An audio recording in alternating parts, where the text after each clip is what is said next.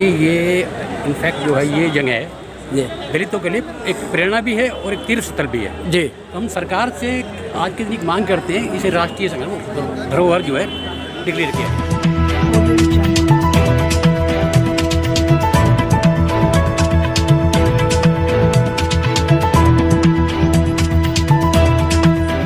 पर जो भी वक्ता ने कहा वो उसकी अपनी राय है, जिसकी पुष्टि नेशन न्यूज इंडिया नहीं करता। राष्ट्रीय धरोहर, हाँ, राष्ट्रीय संग्रहालय इसे बनाया जाए। जी तो राष्ट्रीय संग्रहालय अभी सर, नहीं इसे है। विदेशों में भी इसका नाम है। हाँ अभी नाम है लेकिन हाँ। सरकार की तरफ से इस तरह का वो है नहीं। हम चाह रहे हैं ये कि बहुत बड़ी चीज़ है ये, जी। क्योंकि दलितों का बहुत बड़ा यहाँ पे वो है। जी बाबा साहब की क्योंकि आखिरी सांस यहीं पे ली है, तो हम चाह रहे हैं सरकार इस पे जरा ध्यान दे और इसे नेशनल लेवल पे वो करे पूरी तरह। आइए, हमारे बीच में राष्ट्रीय कवि शशि भूषण जी हमारे बीच में जुड़ चुके हैं। शशि भूषण जी, आप उदास हैं और आपके चेहरे पर हर समय रौनक रहती थी और आपका चेहरा खिलता हुआ नज़र आता था, और बाकी में ही आज ऐसा दिन है, उस दिन की व्याख्या आप करेंगे। देखिए, चेहरे की रौनक बाबा साहब की देन थी, तो आज उनको याद कर रहे हैं हम कि बाबा साहब अगर चंद दिन और आप यहाँ जिंदा रह जाते तो ये आज माहौल कुछ और होता। और जैसा भी हमारे वरिष्ठ अधिवक्ता जी ने बताया कि इसको राष्ट्रीय स्मारक घोषित करके, और जिस तरह से गांधी का जो समाधि है उसको राष्ट्रीय स्मारक वो भी है, लेकिन कई 100 करोड़ उसकी सुरक्षा के लिए जब बजट बनता है तो राजघाट की सुरक्षा, वहाँ की साफ सफाई, वहाँ के लोगों का वेतन, ये अलग से फंड होता है। और बाबा साहब के लिए क्या है, जिन्होंने पूरे देश के लिए, पूरे देश की आधी आबादी महिलाओं के लिए, महिलाओं में से फिर करोड़ों लोग जो अछूत थे उनके लिए इतना काम किया।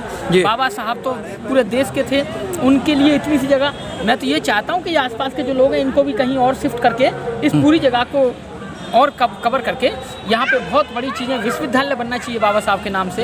यहाँ पे IIT बड़े लेवल पे बननी चाहिए। बाबा साहब शिक्षा के जनक थे भारत में, तो उनके नाम से यहाँ इतना बड़ा होना चाहिए। कम से कम कई करोड़ रुपए इसके लिए सैंक्शन हो केंद्र से, जिस तरह गांधी स्मारक के लिए होते। गांधी ने क्या किया देश के लिए, आप ये देखिए, और बाबा साहब ने क्या किया ये देखिए। कितनी ज्यादती हो रही है।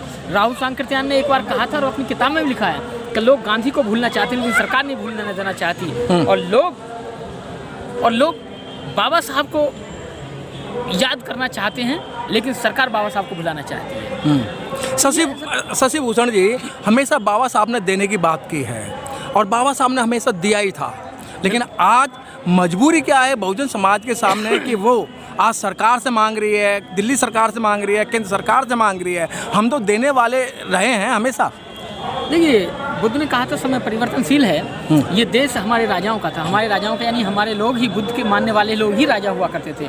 लेकिन समय परिवर्तनशील होता है, कभी यहाँ कोई राजा नहीं रहता, और जो यहाँ राजा थे आज उनके नाम, उनके बच्चे बेचारे कहाँ हैं, उनके स्मारक आज उनके नाम से खड़े हैं, लेकिन आज उनकी संतानें, उनके घराने खत्म हो चुके हैं। तो समय परिवर्तनशील, लेकिन मांगने की बात यह है, भारत देश जातियों का देश है, और जब अगर किसी को इस देश का विनाश करना हो तो यहाँ जातियों के लेके लोगों को आपस में बांट दो और इस देश पर कोई भी शासन कर सकता है। ये देश खुला छूट है, इसमें कहीं दरवाजे नहीं लगे हुए, यहाँ कोई भी घुस सकता है। आप हिमालय से आ सकते हैं, आप चीन से आ सकते हैं, आप नेपाल से आ सकते हैं। यहाँ देश के जातिवादी लोग हैं। यहाँ बाबा साहब अम्बेडकर के मानने वाले लोग जातिवादी हैं, और मुझे जहाँ तक लगता है सबसे ज़्यादा तो वही है जी। सबसे ज़्यादा जातिवादी लोग बाबा साहब डॉक्टर अम्बेडकर के मानने वाले हैं, क्योंकि कहते हैं दिया तले अंधेरा होता है। ये मैंने महसूस किया है कि दिया तले सचमुच में अंधेरा होता है, क्योंकि जो बाबा साहब के मानने वाले हैं, अभी मैं देख रहा था वहाँ बाबा साहब के सामने लेट रहे थे और उनसे कहें कि तूने अपनी शादी कैसे की, तो वो हिंदू धर्म के रीति रिवाज से की। घोड़ी पे चढ़ा, सेहरा पहना, तलवार लेके चला, पता नहीं क्या क्या किया, डीजे लेके चले। कौन सी बात बाबा साहब की मानी? जितने भी लोग हैं मैं देख रहा हूँ झूठे हैं, बाबा साहब को धोखा दे रहे हैं, ये काम हिंदू धर्म के अनुसार करते हैं। अभी सारे अम्बेडकर वादियों की शादियां भी हो रही हैं जब हिंदुओं के चल रहे हैं। इनसे पूछो कि इनमें क्यों निकली तुम्हारी, क्योंकि वो हिंदू धर्म के अनुसार निकली हुई हैं। सिर्फ एक चीज बदली है उन्होंने कि जहाँ ब्राह्मण पुरोहित होता था उसकी जगह बौद्ध भिक्षु को बिठा दिया है। बाकी रात में शादी, दहेज सहित शादी लिस्ट पढ़ी जाती है जी, ये सामान दिया है। आपने कौन सी बात मानी बाबा साहब की? तो सबसे बड़े जो धोखा लोगों को दे रहे हैं वो बाबा साहब डॉक्टर अम्बेडकर के अनुयायी दे रहे हैं, बाकी और कोई नहीं दे रहा है। बाकी तो चंद लोग हैं। चंद लोगों की बात कहाँ आती है?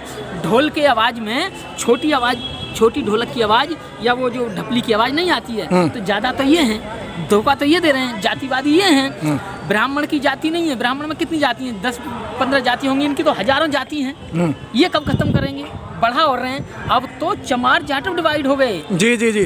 तो आप कहाँ तक करोगे? 6045 कास्टें हो गई हैं सर, 6045 कास्ट दलितों में। गोत्र और निकाल रहे हैं अब। जिनके खानदान, इनके बाप दादाओं को गोत्र नहीं पता थी, ये गोत्र ढूंढ ढूंढ के ला रहे हैं कि हमने वहाँ निकलवाया जी, हमारा वहाँ ये गोत्र लिखा होता। अभी से सर पे ढोले, माथे पे लिखवा ले, मैं फला गोत्र का हूँ। तो ये बाबा साहब को धोखा दे रहे हैं। लेकिन सर एक चीज़ देखने में और आया है, आज महाराष्ट्र के लोग यहाँ बहुत तादाद में आए थे, लेकिन और जो मध्य एशिया के अंदर, जो मध्य भारत के अंदर जो कांशीराम साहब ने काम किया, वो किसी ने नहीं काम किया। और बाबा साहब को उठाने का काम किया तो मध्य भारत से ही हुआ, कांशीराम साहब की देन थी। क्योंकि महाराष्ट्र के अंदर तो बहुत सारे सैकड़ों नेता ऐसे थे जो बाबा साहब को डुबोने का काम किया। अच्छा, हाँ देखिए, बाबा साहब के नाम को किसने ऊपर पहुंचाया? समय समय पर हर स्टेट में अलग अलग महानायक हुए हैं, जिनमें से बहुत सारे नाम हैं। उस वक्त में अगर बाबा साहब के टाइम देखे जाए तो वीपी मौर्य का नाम भी आप घुमा नहीं सकते, उनको भुला नहीं सकते। बाद में काशीराम जी आए, उन्होंने भी बाबा साहब को काफ़ी ऊपर और सारे महापुरुषों को जिंदा किया और वहाँ तक लेके गए। लेकिन आज जब हम देख रहे हैं तो बाबा साहब का कारवां कहाँ जा रहा है, ये देखने और सोचने की बात है जी। ऊंचाई पे आप जा सकते हैं, बस आपको एक छलांग लगाने की देर है, आप ऊंचाई पे जा सकते हैं। लेकिन उस ऊंचाई पे आप कितनी देर तक टिकेंगे, मायने ये बात रखती है। मायने ऊपर जाने में नहीं रखती है। मायने तो हमारे आदमी अभी सीढ़ी लगा देंगे, इतने ज़्यादा है कि 100 की एक कतार बना के बहुत ऊंचे चले जाएंगे, लेकिन रुकेंगे कितनी देर उस दूरी पे। बात मायने ये रखती है, उस ऊंचाई को रोके रखना। हम पहुँचे, वहाँ तक पहुँचे, लेकिन रोक के कहाँ रखे हम? सिर्फ 5 साल में ही आज धाराशायी हो गए।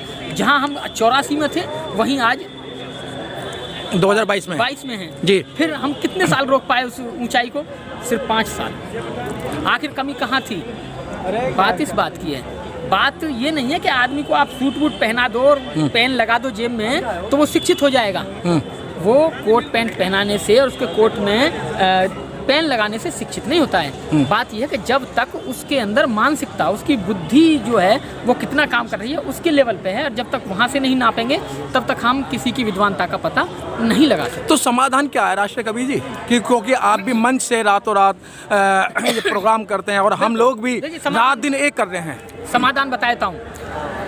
जितने भी बड़े लोग हैं, बड़े लोगों में झूठे लोग भी हैं, अच्छे लोग भी हैं, सच्चे लोग भी हैं। तो सच्चे लोगों को एक गुट बनाना होगा कि जो बाबा साहेब के विपरीत कार्य करेगा, जो बाबा साहब के विपरीत संस्कार करेगा, हमारा उससे कोई लेना देना नहीं है।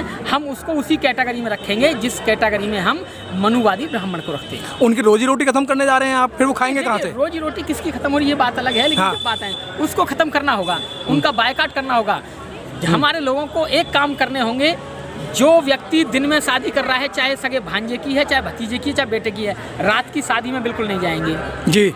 बड़ी मुश्किल से वकील साहब एक पैसा खर्च करते हैं। और ये 2000 रुपये का एक वो आता है, मैंने देखा है, जब लड़का पहुंचता है लड़की वाले के घर तो उसमें आग लगाते हैं, वो फटाक वो छूटता है। एक पैसा।